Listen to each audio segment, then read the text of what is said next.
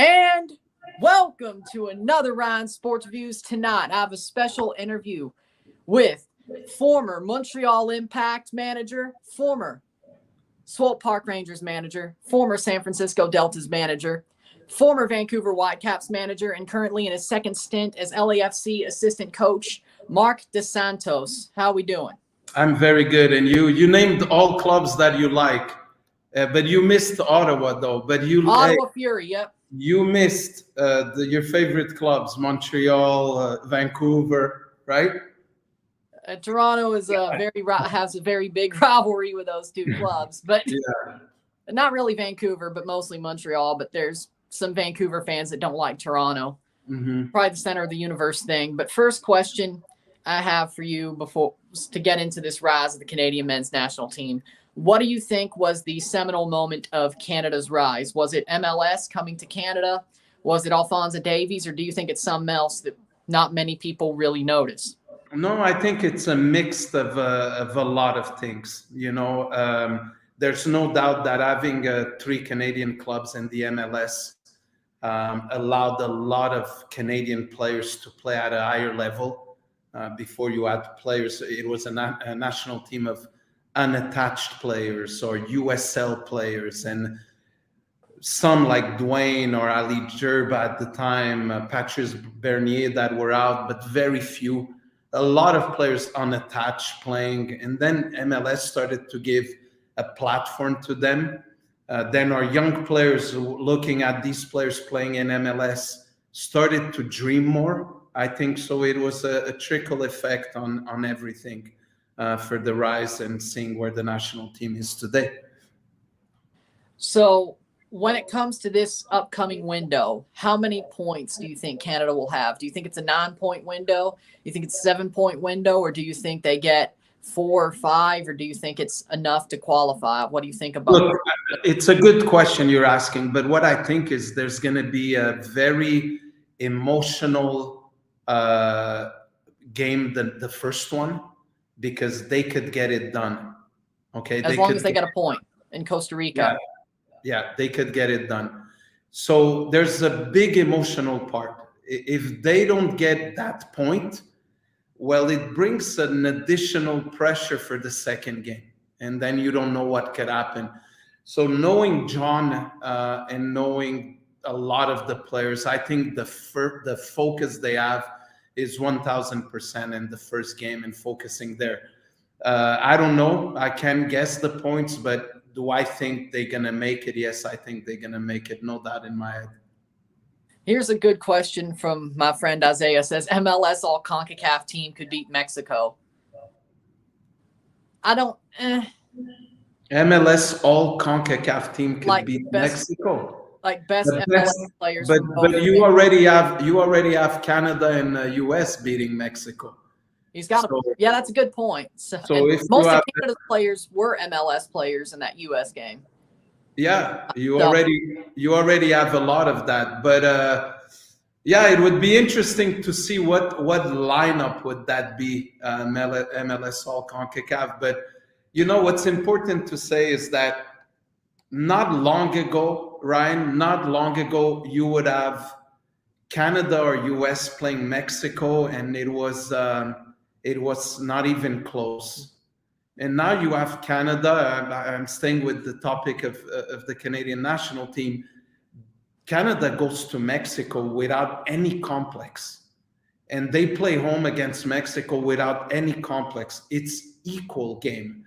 And I'm even here at LAFC. The other day I asked Carlos, right? And I said, hey, Carlos, Canada's doing well, huh? He goes, yeah, it's not the same, It's really incredible how they play. So coming from a player that was very important before with the Mexican national team. So it would be interesting to see what type of lineup would be that MLS CONCACAF best 11. I do know that Maxime Crépeau would be the #1 goalkeeper for that team, though. I think so. In my opinion, yes. He's better than Turner. He's better than Turner, easily. In my opinion, I think highly of Max. He's amazing. And I will also ask this question. when it comes to Canadian players, because I don't think this rise is just a fleeting moment, because I've heard people say form is temporary, class is permanent. I've heard those comments before. But I think this Canadian rise isn't just for 2022 and 2026. I think it could last the next 15, 20 years. Players like Christian Gutierrez, left back, he's a very good player. Are there players that I know there are players like Jaden Nelson, Christian Gutierrez, Jaquil Marshall-Ruddy. Players like that can help this team keep this rise going, or this high-level Canada Kings of CONCACAF arguably going. And those are just some names I'm thinking of, but what else do you think? I think that when you also look at the age of Fonzie, the age of Jonathan David, Stephen Eustachio, there's you named Christian Gutierrez, even a player like Derek Cornelius that not long ago was just now in the best 11 this week in the Super League of Greece. I think we will have players that could keep it going. But what's happening with this group, it's definitely something special right now, you know, and where a player like Atiba still plays an important role. Steven Vittoria plays an important role, but you still have the guys that are at a great age, like Miller, like Johnston. It's all guys that are a great age. And when you look at the age of Borjan, but you also look at the age of Max Crepeau. So there's balance there. I think our concern should be to focus on this World Cup and the 2026. And if Canada shows up in 2 World Cups in a row, there will come young players with even more motivation, hungrier to continue on that path. There's no doubt. Agreed, because it's about trying to inspire the young people in Canada, because there will be a 10-year-old in Ottawa watching this World Cup, exactly. And then 14 years old watching 2026 and be like, that's a sport I want to play. Because as you can see, baseball is having a lot of its own problems right now. Mm-hmm. Hockey, it's kind of losing its popularity with the younger kids because of the diversity in the youth and Gen Z and Gen Alpha. You look at basketball, it's got the kids, but soccer and football is making its way up. So you have to have a moment like this for Canada, which the World Cup qualifiers have already done that. But if they see this national team in Qatar, as you can see for the women's side of things, when they had their rise under Christine Sinclair, Rian Wilkerson, all those players, you saw girls becoming big fans of football and joining that team and making it to that level.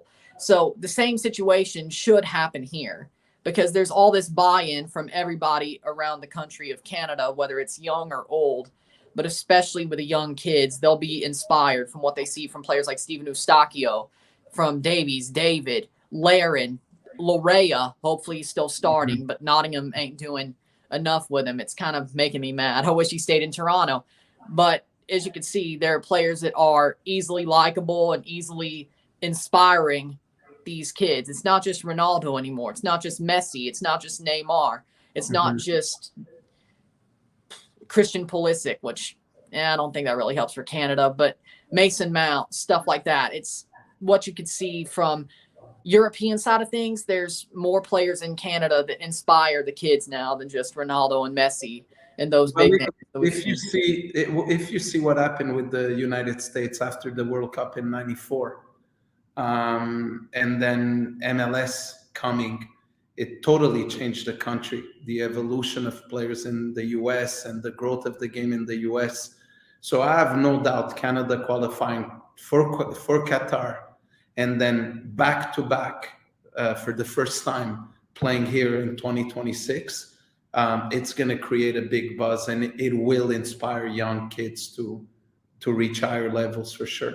Our academies, MLS academies, CPL that is getting more and more competitive. You see how Forge was able to qualify to Champions League, to get through some stages, and Forge was able to beat Pacific but lose against Pacific in the final of the CPL. Forge lost against Valor. So it shows a lot of competitiveness inside the CPL. So competitiveness, new teams in the CPL, academies of MLS, Canadian teams still playing in the league.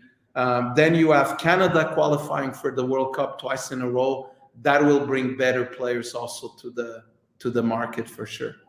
I love the Valor shout out there. Shout out to Philip. Yes, of course.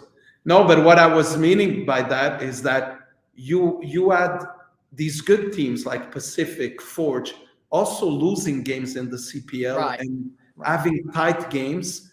So this CPL competitiveness that's going to grow will also bring better players. It's getting much better than it was in 2019 because Forge and Calvary basically ran the league. Back in 2019. 2020 was the Island game, so you really couldn't get a handle on things, but Forge got that done. But this year had Pacific under Pa Modoka. Valor was making a late run under Philip Dos Santos. You had York, which were good at times under Jimmy Brennan. Got sacked, but Forge was there. Everybody had a chance besides Edmonton, really. This season. So this past season, and then this year you have York still there. Forge is still there. Pacific, we really don't know now that Pa Modoka is gone, but I still think they have some talent. But the Pacific, what's it's good and bad. They're a little bit victim of their own success. You know, they had a lot of success, a great year. So you have players moving to higher places, coach going to a reserve team in Dallas. Yeah. So it's a good thing, this rebuild at Pacific. It's fine because it's a rebuild that is fruit of a lot of success. So if they're 1 or 2 years rebuilding, it's fine. Exactly. They deserve it. This is kind of a question about the World Cup qualifying. When we were going through the early stages, Lucas Cavallini was on fire. And here's the question, because with Canada, Lucas Cavallini seems like a great player. He always tries, he puts in goals, he can assist, he can pass. But when he played with Vancouver, he wasn't, there was something that was on him. I just don't know what it was. Like his performance wasn't as great in Vancouver as it is for the national team. Can you elaborate on that? Yeah, you're touching a good point. The first thing is that the quality of the Canadian national team, of the players around Lucas, wasn't the same when he arrived in Vancouver in 2020. It's just the level is not the same of the quality of the players. We had in 2020 in Vancouver a very young team. So you have an example, you have a guy like Lucas Cavallini that goes to the national team, gets balls from Oiliet, from Larin, from Atiba, Steven Eustachio. And then in Vancouver, in 2020 especially, because of COVID and a big group didn't go to Orlando, to MLS's back. So the delivery and the service he gets, it's different. So it's unfair to compare what he does with the national team and what he does with Vancouver. Then he had a problem of injury. He had a moment where he was injured. And when he was a lot with the national team and injured, this came from Philip. Philip did a great work. And, you know, nobody knows that. So this is, I'll say it public. Phil did an incredible work to bring the name of Brian White to the club. Yes. And we were looking at Brian White and another player. And at the end, we decided to go with Brian White. In a moment where Cava was kind of trying to fight back an injury, but we had to think about the good of Vancouver. And hey, we need another one. And then when Cava's getting ready back from injury, you have Brian scoring every day. Exactly. So I would have to say, I'm not the agent of Cava. I'm not his father. But I have to say that the last 2 years haven't been easy for him as a player. I can agree. I've seen that It's just that I've seen that he has so much more talent and things just haven't gone his way. In Puebla, he was amazing. Canada, he's amazing. I just had to ask that question because it's became sort of a running theme on this channel, you know? But Ryan, it's where it's unfair, and it's where people that are, involved kind of in media and like Exactly. you right now, is that it's not fair to compare the type of player you are with Canada and with a club, because the service that you have as a player, the quality around you is very different. Portugal has a player called Paulinho, a forward, that he's now with Sporting, but he played for Braga, okay? Yes.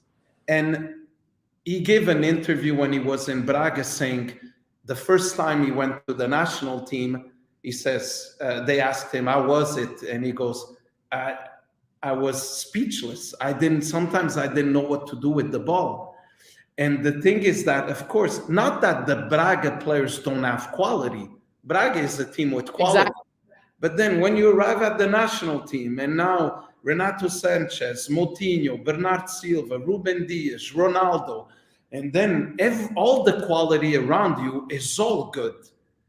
That's why they're in the national team. Exactly. They're all the best players. So maybe that's something why you see a different Cava. So it's not fair to compare. It's not fair to compare. I can see that. But speaking of Portugal, since we've went on there, how much, speaking of Steven Eustáquio, I think he's one of the most irreplaceable players on Canada. He gets not enough respect, I think. He doesn't get enough respect. People are like, he's not as good as Adams. He's not as good as McKennie. I don't believe that. I believe Eustáquio is the metronome of Canada. I really do. He's the reason they are this good right now, I think. He knows how to play the ball forward. He has great passing. He has great diagonals. He knows where to put the ball. He can defend. He can go forward. How much of a coup do you think that was to get Steven from Portugal and make him choose, or get him to choose Canada? The first thing I'm going to say is, one of the secrets of where the national team is today is the ability of John Erdman and the coaching staff to convince some guys to wear the Canadian jersey. Like, that has been phenomenal. Very difficult also, we have to say, for Steven to play with Portugal. It's hard, the midfielders. And you'll see now with Porto, it's not that Steven is less good now because he plays less at Porto. The Porto midfielders are phenomenal. The guy Otavio is really good. Vitinha is really good. Uribe is really good. But Steven is able to get in the mix and come in some games. What I think he does incredibly well is the tempo he gives to the team. He just knows when to stop the play, when to accelerate possession. He has a positional play that is very, very good. Steven is the type of player that fans, when they're in the stadium, they're not like, wow, but the coach is always wowed by him, because the coach could see the little things he brings to the team. You brought two players up, Adams and McKennie. They're very good too. It's two very good players. That's why they play in Champions League and at a high level. But for Canada, there's no doubt, in my opinion, I also agree, Steven has brought a different tempo to the midfield of the national team. And with that, I will say, I want to ask you, what player do you think is the most irreplaceable? Because, of course, Alphonso Davies is the best player on Canada. We all know this. But I don't think Davies is the most irreplaceable, because we've seen we could just compete fine if he's not there. When he had myocarditis back in January at the Gold Cup, we could compete just fine without him. Who is the most irreplaceable player on Canada to you? Oof. It's a hard one, because it's hard. It's a good question, because I start in goal. Is Borjan irreplaceable? No, you saw Max, what he did at the Gold Cup. Maybe right now, I don't want to talk about okay, if Fonzie doesn't play, we showed that we had other solutions. If Jonathan doesn't play, well, maybe Kyle could play there, right? And because now Fonzie is in, and where we struggle, one of the guys that has been really good, and it's a position that we've struggled a little bit, and he's been really good in the last games. This qualifier is Steven Vittoria. He's been, when he went from Portugal to Philly, he didn't go in a good moment. He didn't really adapt to MLS. And then he went back to Portugal. And I feel he's just adapted very well to this national team. But it's hard for me to say one guy that is irreplaceable. Can we play it without Atiba? I think so. But does Atiba bring a lot to the team? Yes. We have a lot of depth in the midfield. So I can't answer that question, man. It's hard. I think Canada has shown an incredible team spirit. They play games where they rotate 2 or 3 guys and they still keep the quality very high. So it's very hard for me to point out one guy. Speaking of that team spirit, I've likened this Canada team to Croatia of 2018. You could see in Croatia, they had a very big team spirit back in 2018, and that's why they made that big run when Modric was playing out of his mind. Mandzukic was great. Vida was great. Yeah. You had Rakitic. I think Canada has that momentum that Croatia had back in 2018 with the team spirit, the way the team plays, the depth that they have. Would you agree with that sentiment that they could make a deeper run than most people expect because of that Croatia type team spirit? I don't want to say nothing that then I'm going to be, then you speak with me in 1 year and we're all surprised by what they did. But I think that it's still a jump, okay? To be realistic, if you go through a lot of years, Ryan, of the best teams of CONCACAF, just take US and Mexico that they've been regularly in World Cup. What kind of run do they make? Pretty much quarterfinals at best. Yeah, so can Canada do that? Yes, depending on the group, finishing in the top 2, then in the last 16, depending on the opponent. But let's say, because one day I went to watch, before I came to LA, a training session of my kids in club soccer, and there was a guy from France. And he was talking with a new Canada fan that was really excited. And he said, yeah, but Canada scored more goals in the qualifiers than France. Yeah, but France plays different teams, and it's not taking anything away from Canada. So it's, again, to compare. If Ghana or even Tunisia or Ivory Coast would be in the CONCACAF group, maybe they would be in the top teams right now qualifying. Europe, you have look, Italy or Portugal will not make it. Exactly. And these are teams that have top talent, like the best players in the world playing there. So it's hard to say where Canada's going to go. It's going to be a lot. You need the little bit luck factor. Exactly. Luck of what kind of group do you have? Exactly. If Canada would draw with like Morocco, when Morocco drew, because then there's also a lot of ignorance, Morocco or Tunisia, or they're top national teams. They have players like playing in the top leagues in the world and the top teams in the world. If you draw in a group like Morocco, Canada, Spain, and Portugal, it's hard, man. Exactly. It's really hard. And it's not taking anything away from Canada. It's a reality.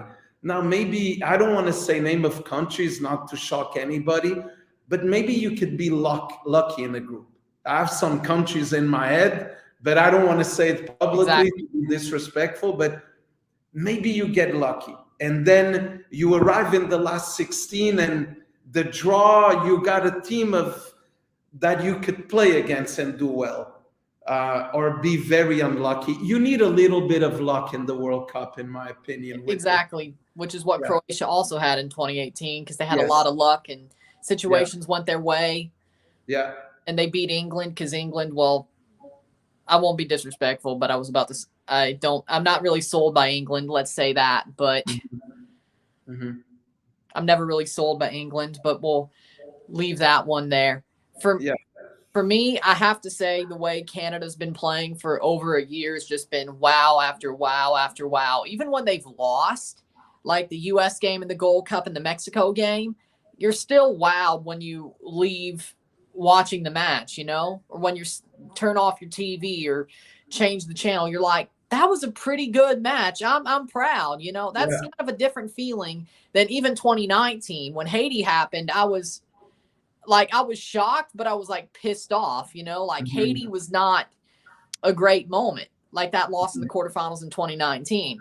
But to be proud, like every time you walk away, just like, that's like a different feeling. Like, that's not a feeling that even most national teams feel. Like, there are moments for like the biggest teams, like you're not always proud when you walk away. So to have that feeling for about a year, just over a year is a crazy feeling, Yeah, for sure. I agree with you. Like even the game against Mexico that knocked the team out of the Gold Cup, when it was 1-1, when it was tied, it could have been either way. It could have been either way, right? And then Herrera scores that great goal, and that's how Mexico wins. But I think the wow factor is that now we all go to games and we say we could win it. We could win this game, at least in CONCACAF. We say, wow, we could win. We could win this game. Then we'll see with the other teams and the other countries. But it's one step at a time. And this step of the possibility of going to 2 World Cups in a row, if they make it to Qatar, that I believe they will, well, then it's guaranteed 2 World Cups in a row. And that's going to be a big change. Like, it's going to be a giant mishap if Canada even falls to the playoff, because they are guaranteed the playoff by the way things are standing. They're guaranteed 4th place at worst, but then they would have to play New Zealand. That, if they lose to New Zealand after all this, it's going to be one of those moments that's just like, if they'd fall to the playoff and all that happens, that would just be a really, really bad moment. I don't think it's going to happen. I don't think so either. I'm just saying that it'd be, I'm not saying it's classic Canada, but there's always those moments for like the teams that I root for. It's always those classic moments. Like, you'll be fine with this one. Don't worry. I think so.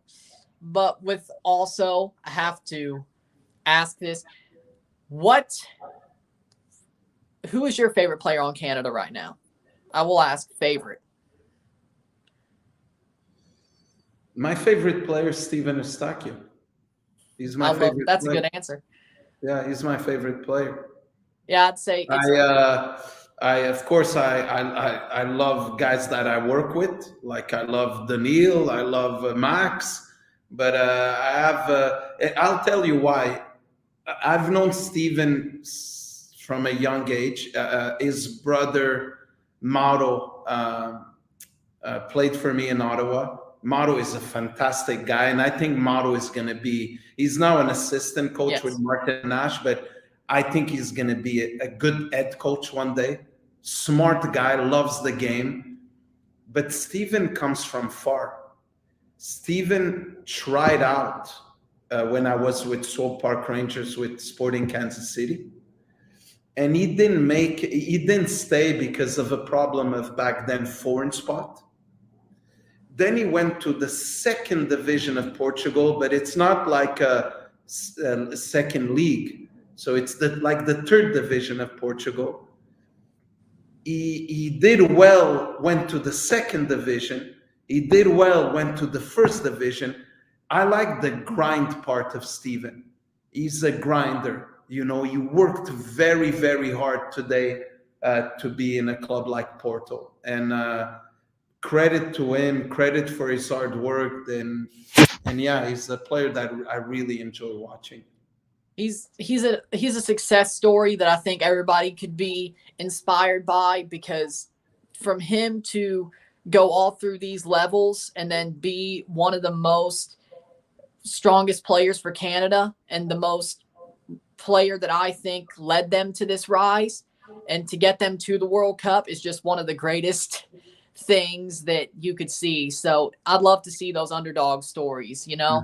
And speaking of underdog stories, Winvo, let me explain this about Atiba Hutchinson. He's like Tom Brady.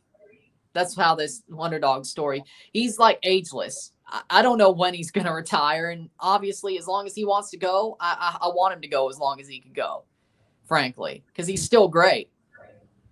Yeah, and he's still not last game. He assisted again. He's playing all the time. He has something in his DNA that keeps him going, right? But I think when he's going to retire, he's going to retire big, because that's how it looks right now. Exactly. Like the World Cup, at least internationally, getting to go to something he probably never thought he would be able to do, that he wanted to do, but never thought he'd be able to do, to at least do that. And I'm sure he'll still play 4 or 5 more years club-wise with Besiktas or somewhere else. He's ageless. Like, he is the soccer version of Tom. He's the football version of Tom Brady. That's basically the most, or I guess soccer works in that situation. He is like that. Just ageless. Oh, we got a super chat from You Betcha, $25. Overall athleticism fills in the cracks, otherwise talented squad. The program does have a bright future. It's about time. I believe Fonzie is 1v1, both sides of the ball, the best player in the world, Ballon d'Or. I'd love to see Fonzie win the Ballon d'Or, but it's probably not going to happen until Messi or Ronaldo retire. The Ballon d'Or is big. And some of the players that you see in the world, like Mbappe, like even Haaland, the competition is huge. There's no doubt in my head that Fonzie is the best in the world in his position. No doubt. In his position, he's the best. But to be the best in the world, man, it takes a lot. If you go and you look at the competition and the quality out there, it's insane. I agree with that, because I love Fonzie. I think he's a great player, but being a left back and then trying to win Ballon d'Or from that, it's very hard. Especially look, Marcelo in his best years couldn't do it. Yeah, and Marcelo in his best year was really good. Really good. Exactly. If Marcelo was Canadian, we would never shut up about him. Exactly. So, yeah. Samuel22 says, Salut, Marc, of Montreal Salut, Samuel. Salut, Samuel. Nice. It's nice to see everybody enjoy this one. This is a special moment. This is the first ever interview I've had on this channel, and I think I may just do more because this is doing so well. So, but you have to get started somewhere. That's good for you. Exactly. Yeah. Exactly. And somebody said I compared Davies to Marcelo. I mean, I could see it. I think, no, this is a very good point. Look, when it comes to the impact of a left back in the game, usually you have games going on and yeah, the left back's good, but he's important in the team. But Marcelo had a big impact in his best years in Real Madrid. And Fonzie also, when Fonzie's 100% fit and involved in the team of Bayern Munich, he has a huge impact, you know. So it's different players. Marcelo was cleaner technically, you know. Sometimes he looked like a number 10 almost, but Fonzie is more explosive, you know, and more dangerous coming from deep positions. Speaking about left backs, I have to ask about Toronto here. Jaquil Marshall-Ruddy and Jacob Schaffelberg, 2 Canadian young players who I think will be stars, being converted into full backs, outside backs this season instead of wingers. Do you think that that's what do you think about that transition? How easy do you think? I think I'm not surprised coming from Bob in a good way, because I worked with Bob, and Bob has a very offensive mind, thinking about the game, and he wants to go at opponents. so that he converts. I remember in end of 2018, that he started using Latif Blessing as a right back, and Latif arrived at the club as a winger forward for Sporting Kansas City, and Bob said, no, he could also play right back, and he did some good job, Latif, there. And I'm not surprised because of the way Bob thinks. And if your center backs have the experience like Salcedo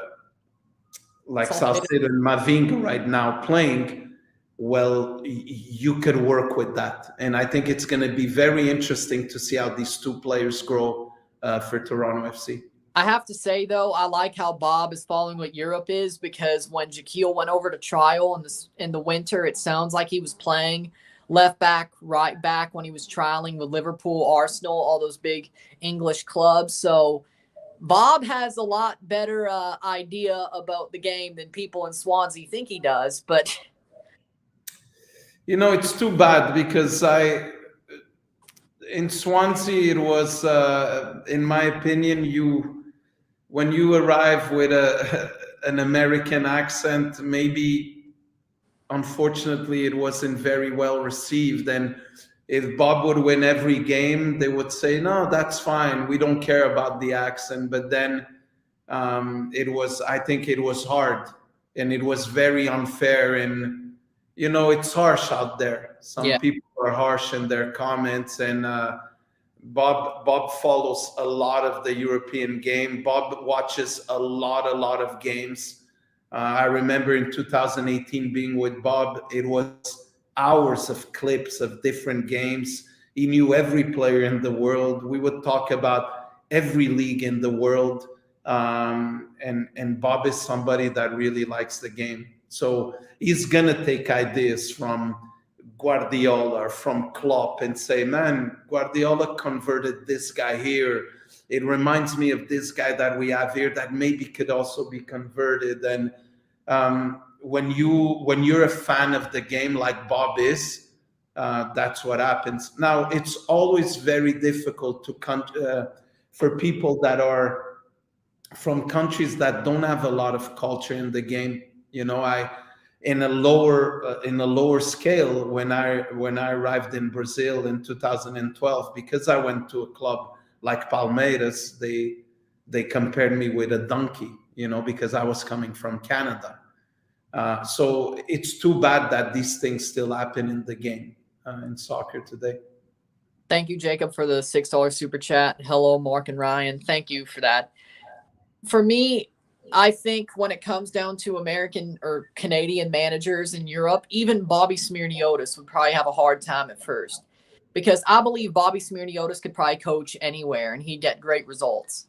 He could go over to England, whether it's Championship or Premier League, and I still think he could get good results, because Bobby Smirniotis is that type of guy.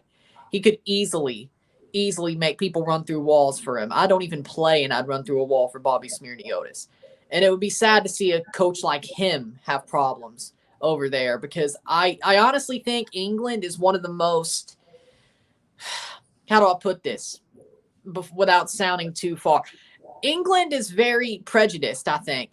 When they hear somebody like me talking about football, be like, oh, he loves MLS, he loves CONCACAF, don't listen to him, even though he knows the game. He has a Southern accent. He sounds like a redneck. He sounds like Ted Lasso. Don't listen to him. That hurts, because I think if you know about the game and you can talk it, you should be able to be listened to, Yeah, I get you, but unfortunately, it's the world you live in. Exactly. It's an unfair world, and sometimes I know that Jesse Marsh just arrived at Leeds, and there was some comments about Ted Lasso again, and it's not fair at all. It's not fair at all, and it's just the world we live in. And when you speak about a guy like Bobby, I don't know very well Bobby's work. We spoke very few times. It just didn't work to speak more for me to meet him. But it's hard to have opportunities at the highest level when you only coached in the CPL. Right. just because that's how people see it. You know, I still have my uncles from Portugal saying, hey, Mark, you should bring these guys from the second division of Portugal. They would tear apart MLS. And no, it's not true. A guy that comes from second, he's not going to tear up MLS. It's not true. But there's still this way of thinking, unfortunately. And I think with Canada doing well, with the US doing well, I want CONCACAF teams to do well because I work in CONCACAF. I want us to do well. And that's going to break a little bit the ice. You know, I hope Canada gets draw in the World Cup against a good team and wins. You know, against a good team and wins. Like England. I think they could do that, but it's a very hard game. It's England is finalist of the European Championship, but of course, if Canada would beat a team like England, then that would be a big moment. We have some questions here. Jeffrey says it was over for Bob the second he said PKs. Tragic comedy. Yeah, that's honestly what started for him in Swansea. KLAP2Z01 says Steve Cherundolo, a cultured individual. I guess he wants to hear about the new head coach, LAFC. He's a huge team guy. The staff, we all know our role. We're all involved. We all feel part of the team.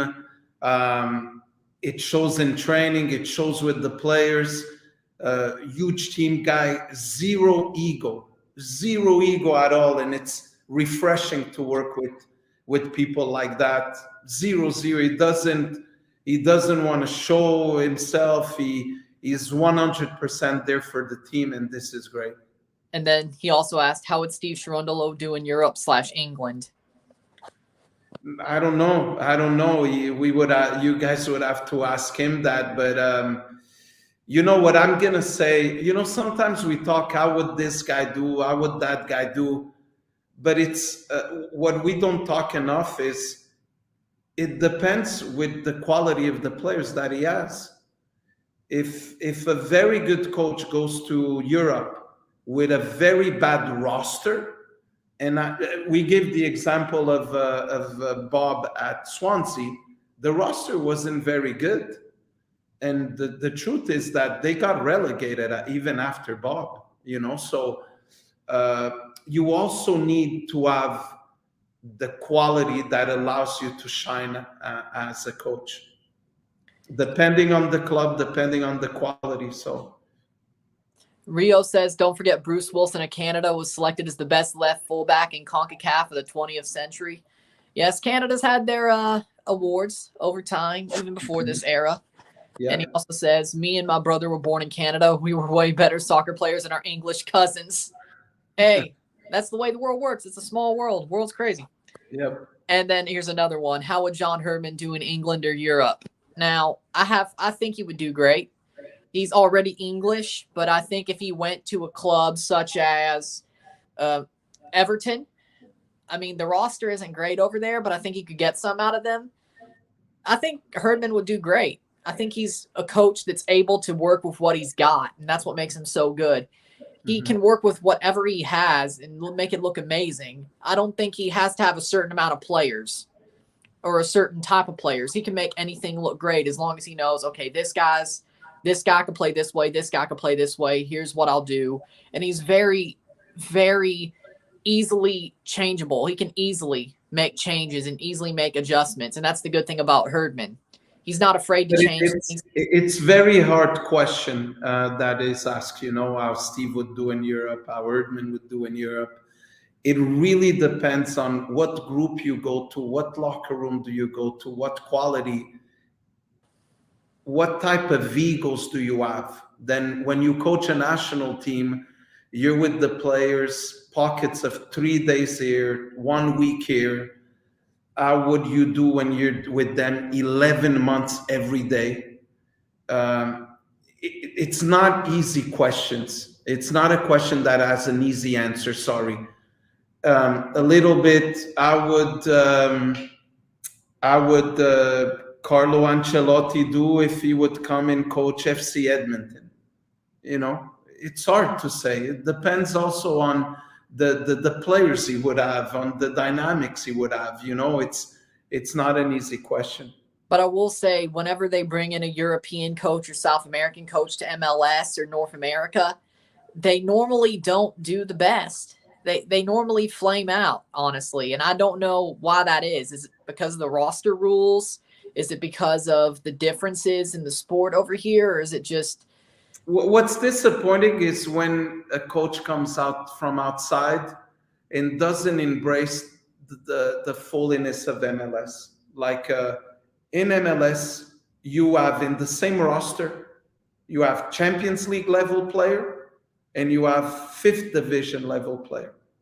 It's the reality, because you have a salary cap and a roster is so diverse. And if you come from a market that your roster was all Champions League level, or your roster was all in your roster, you had Premier League and Championship level minimum. You didn't even have League One and League Two level.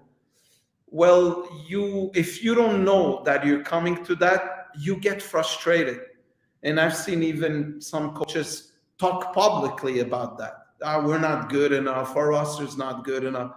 Well, you should have done your homework. In MLS, you work with top DPs, and in the same session, you're coaching a top DP, and the same exercise, a guy that's just starting, that came out from college. It's the reality of it. And you have to embrace that when you're in the MLS. It's just the truth. And Spike says Santos is my favorite coach. That's nice. Vancouver, Montreal, or what team are you a fan of?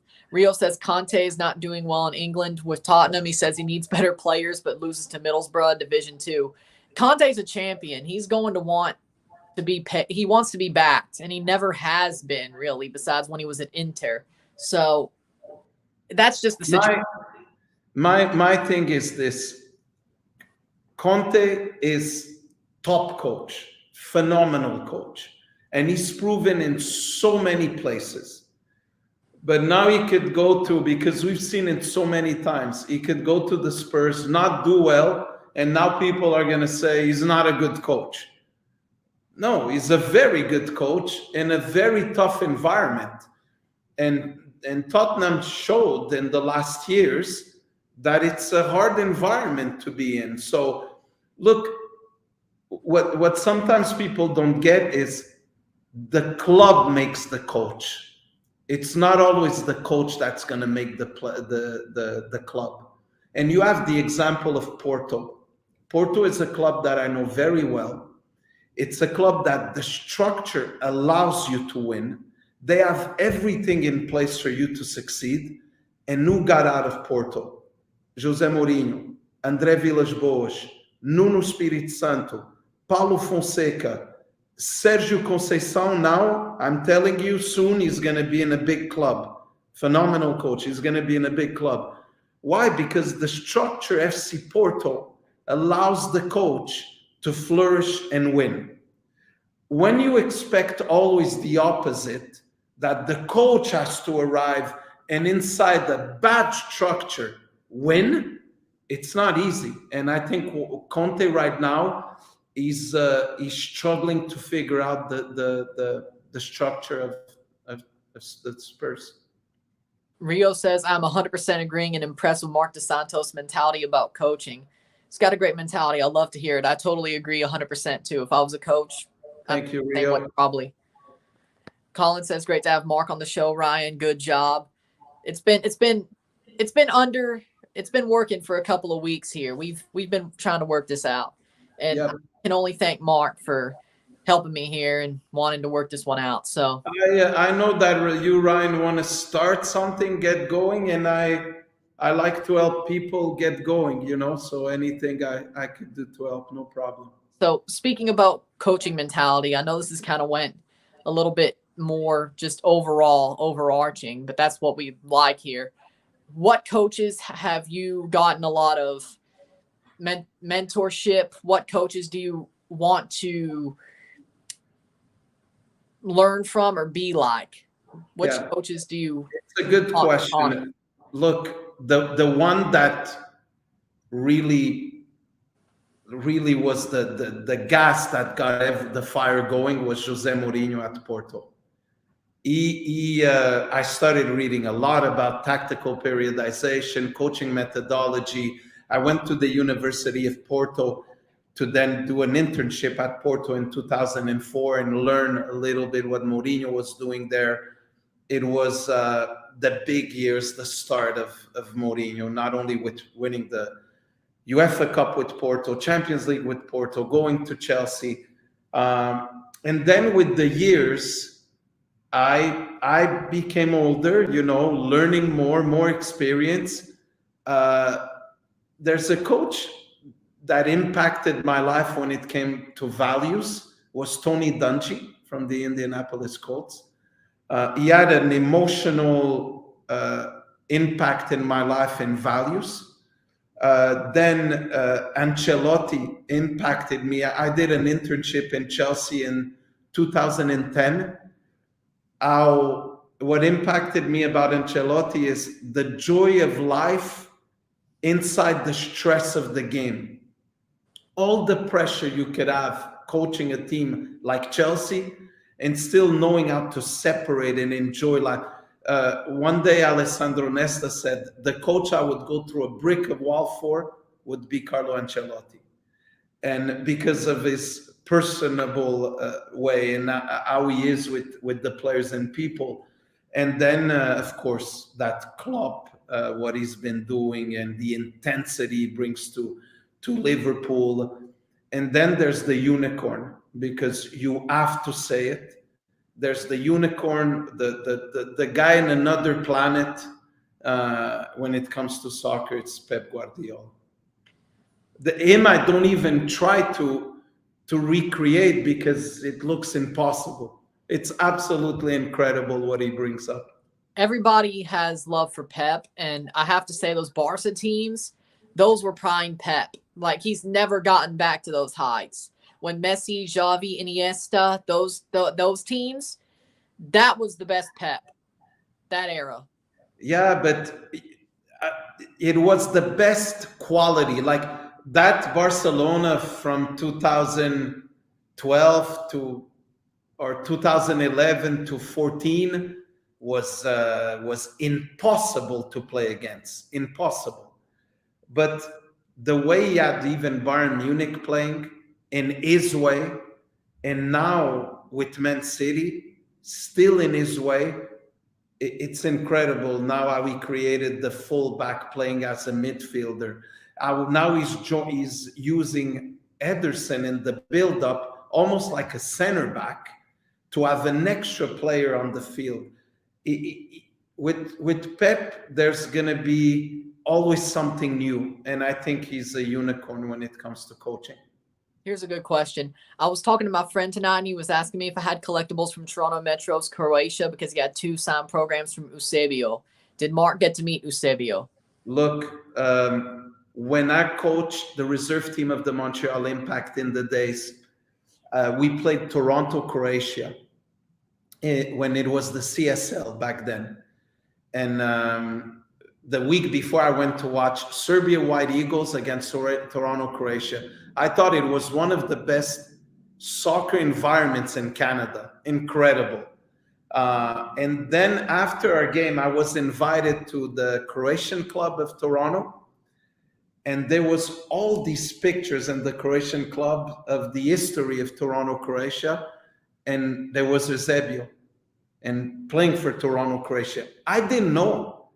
I know everything about Portuguese soccer, and I did not know that Eusebio played for Toronto, Croatia.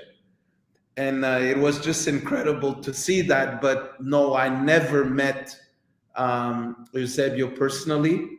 But of course, the second biggest legend of Portuguese soccer. First one's Ronaldo. It has to be Ronaldo. Every record beaten. He's the one that was able to bring Portugal to win a major competition. His celebration is imitated from now when you get a girl to say yes to a date, you say si, So it's beyond everything. Ronaldo is the biggest of Portuguese history. Colin says we saw that here in Ottawa when you were here, Mark. Good times, great results. Great times. I love the city. I love the club. When I think about semi-final against Minnesota, 12,000 people, and then the NASL final in New York, we had a great group. And just for the Ottawa fans to know, I speak with a lot of the ex-players of Ottawa that were in that team, and we're always talking about a reunion in Florida. We want to do a reunion in Florida because we could only do it in the winter, in the off season, and nobody wants to do it in Ottawa, unfortunately. But I'm pushing it to do in Ottawa because I think if one day we're able to get the majority of the guys in a dinner with fans in Ottawa, and it would be a great memory. We want to do that. So speaking about Ronaldo, who is your greatest of all time, Messi or Ronaldo? I have to say, it's hard for me to say it, but the best Messi was better than the best Ronaldo. Then throughout the years, there was moments where Ronaldo was better than Messi. But what our kids don't realize, like I speak with my two boys and I say, trust me, guys, you will never see again a 10-year battle or 12-year battle between these two guys. Never. I tried to see the next Ballon d'Or, and I see a lot of spoiled players. You know, I don't see a Mbappe being Ballon d'Or 5 times. Maybe he could reach a certain number. You know, even a player like Neymar wasn't able to break in that level. So I think Messi at his best was better than Ronaldo at his best. And it breaks my heart to say it, but Ronaldo was there fighting against. Yeah, I'm a Ronaldo guy, but Messi, as much as I hate to admit it, it's not because of the way Messi plays. I just think his fan base is super toxic. I have to say Messi is an amazing footballer, and he's a very big inspiration for a lot of players, especially people probably like Pozuelo. You've heard Alejandro say that Messi's his favorite player. I'm sure Insigne, same way. Like those short winger, center mid type guys, which, of course, I probably should like Messi more because, 5'6", I should be more of a Messi fan. But, it's going to be crazy to see. It's kind of crazy to see all these like really great athletes, whether it is Messi, Ronaldo, or Tom Brady, just pass and just move off into the sunset. Leave the sport, because this is a moment where we have so many great players in like every sport. Yeah. And it's going to be sad because it's also going to make me feel super old, but it is exactly what it is. Let's see here. I went to all the games of the 1976 Soccer Bowl championship team, Eusebio, Ever Ferreira, Lukevich, and Gurnja. They played the New York Cosmos with Pele. 77,000 people at Giant Stadium. That's a nice story there. Yeah, incredible. The NASL back then was even Montreal, Manique in the days, in the Olympic Stadium. It was incredible. Too bad then bankruptcy, right? Yep. No one dominates world soccer now. It's so open now, despite the torch being passed to Mbappe and Haaland. Yeah, I don't think there's really anybody dominating, especially when Messi and Ronaldo leave. It's going to be good players, but nothing. That unique player that makes the difference. It's hard to see again. And speaking of Montreal, I have to ask this question. With the rebrand, even as a Toronto fan, I still think the Montreal Impact. I cannot really bring myself to. It's hard to say CF Montreal. It's hard to like their rebrand, even as a Toronto fan. So what do you think? It was hard. Like, I spoke with a lot of people that were from the club and ex-people from the club. I still call it the Montreal Impact. I'm careful with interviews to say CF Montreal, but it disappointed me because I have history with the club. I loved my time with the club, and a lot of things happened, like CONCACAF Champions League, quarterfinals against Santos Laguna, winning the USL Championship in a packed stadium. Like, there's a lot of big moments, and I still see that logo, the Impact logo. So I never thought that would happen. Never thought. I was incredibly surprised. And yeah, that's what I could say.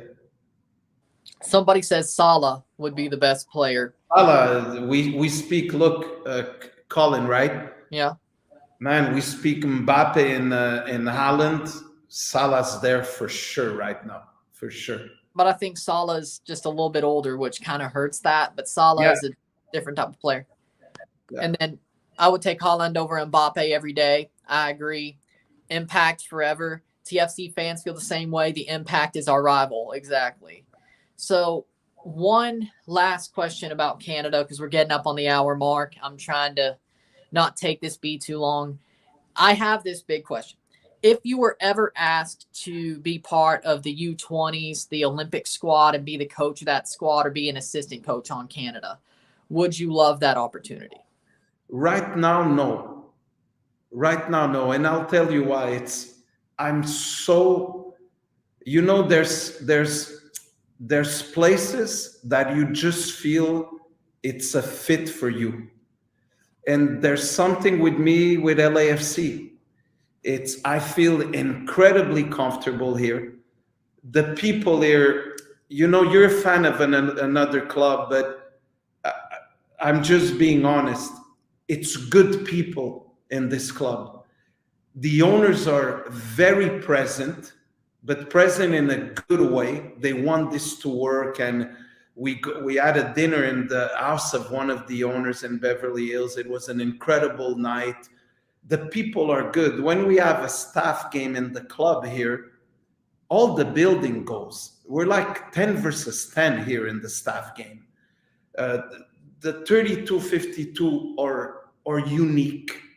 You have to give credit where credit is due. Yes. They're really special. Coming to the stadium at Banc of California, if the game is a disaster, you still leave saying, what an experience, because of the environment of the crowd. I love the staff. Right now, I don't want to think about anything else. Look, this year, my plan is to enjoy the work here, love what I do here, to finish the UEFA Pro license. I have 2 trips left to finish the Pro license. So my focus is there and nowhere else. The future, you never know, right? So even if Canada or maybe a job in Portugal, whether it's Vitória de Guimarães. No, I had an offer to go to Portugal to the first division a couple of months right after I got sacked from Vancouver. I don't want to say the name of the club, but it's a reality. I had an opportunity to go to Portugal, and I thought it was better not to go because it was a club that it was very, very close to relegation. And now my decisions, I learned with experiences. I want to decide on places where also gives you a chance to succeed. Exactly. And you learn with your experiences. So I want to think well about the future and the next opportunities. One thing I would say, Ryan, to every young coach or young person trying to break in anything, don't go to any place because of a position. Right. Go to a place because you feel good about it and you think you're going to be happy in that place.